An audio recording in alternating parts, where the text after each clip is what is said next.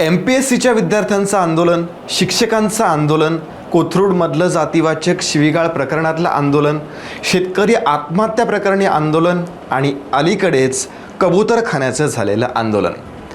एक चेहरा मॅन्डेटरी होता, कारण एवढी सगळी आंदोलनं झाली होत आहेत आणि तिकडे हा चेहरा नाही, असं कसं होईल? युवा नेते आणि राष्ट्रवादी शरदचंद्र पवार पक्षाचे कर्जत जामखेडचे आमदार रोहित पवार.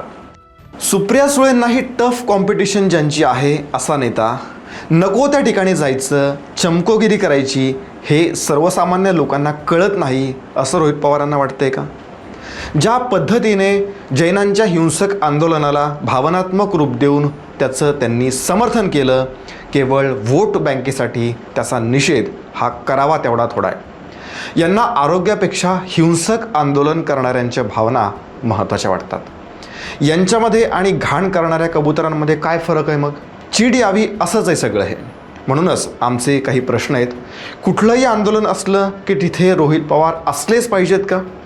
महाविकास आघाडीकडे दुसरा कुठलाच चेहरा नाही आहे का?